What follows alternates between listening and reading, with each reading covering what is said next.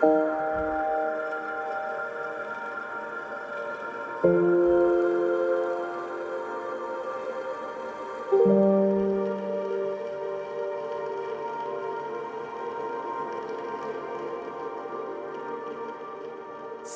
รถเมื่อทำอิฐเนาะแม่นรู้สึกดีใจแล้วก็ครอบครัวก็รู้สึกดีใจ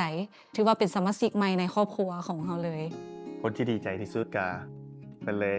เพราะว่าได้ซื้อรถคันนี้มอบให้เพิ่นพิเศษเป็นของขวัญเลย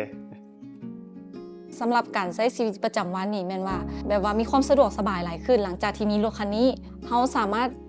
รับส่งลูกไปโรงเรียนได้สะดวกสบายหลายขึ้นเพิ่นสามารถขึ้นลงด้วยตัวเองได้โดยที่แบบว่าเราบ่ต้องช่วยเหลือเพิ่นสามารถขึ้นลงเอาเครื่องเอาโค้งสินะสามารถแบ่งเบาภาระเราได้หลายเติบ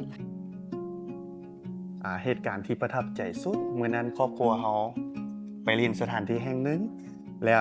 รถจอดอยู่มุมอับเลยเบื้องขวากับเบื้องบ่เห็นเบื้องซ้ายกับเบื้องบ่เห็นเฮาได้เบิ่งแต่กล้องของรถเลยทางนี้เฮาจะขับถอยออกไปถ้าว่าบ่มีรถ Camry คันนี้สามารถเกิดอุบัติเหตุได้เลยเพราะว่าเฮาถอยออกไปรถจักรคันนั้นจักมาได้ทางใดเลยเขาถอยออกไปรถ Camry คันนี้เบรกให้แบบอัตโนมัติเลยด้วยการเซฟตี้ของรถถ้าว่าบ่มีรถคันนี้แม่นว่ามื้อนั้นเกิดอุบัติเหตุได้เลยสำหรับรถคันนี้เป็นว่ามีความหมายหลายเลยแหละโตกับครอบครัวเนาะ1มานี่แม่นสร้างความผูกพันให้กับครอบครัวของเฮา2มานี่แม่นว่าแบ่งเบาภาระให้ครอบครัวเฮาซึ่งว่าครอบครัวเฮาลูกน้อยแม่นว่าสามารถช่วยเหลือตัวเองได้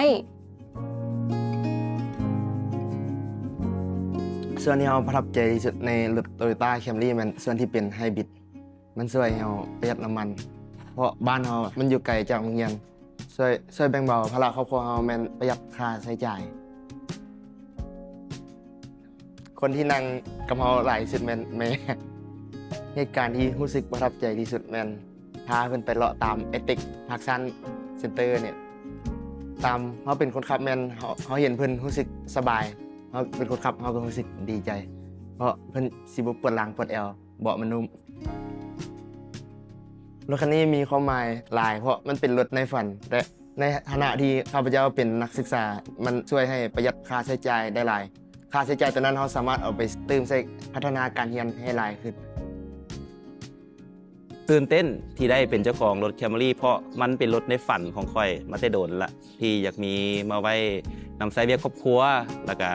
ว่านำใช้เวียกรถเซาแน่เนาะเพราะว่าหลงไหลในความงามหลงไหลในความเท่ความเรียบหรูของ Camry ครับ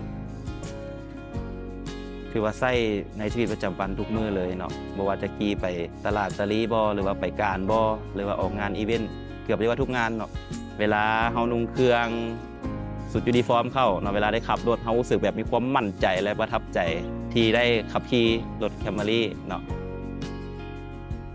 มีหลายเหตุการณ์เลยเนาะเช่นเดี๋ยวสิขอยกตัวอย่างคือ1เหตุการณ์ที่เคยมีองค์กรหนึ่งที่เพิ่นเอิ้นใช้บริการเฮาเนาะก็คือได้รับแขกระดับ VIP เพิ่นที่ว่าเพิ่น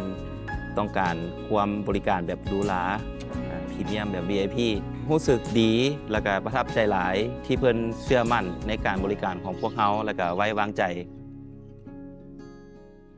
รถ Camry บ่แม่นแต่พาหนะแต่มันกลายเป็นเพื่อนคู่ใจ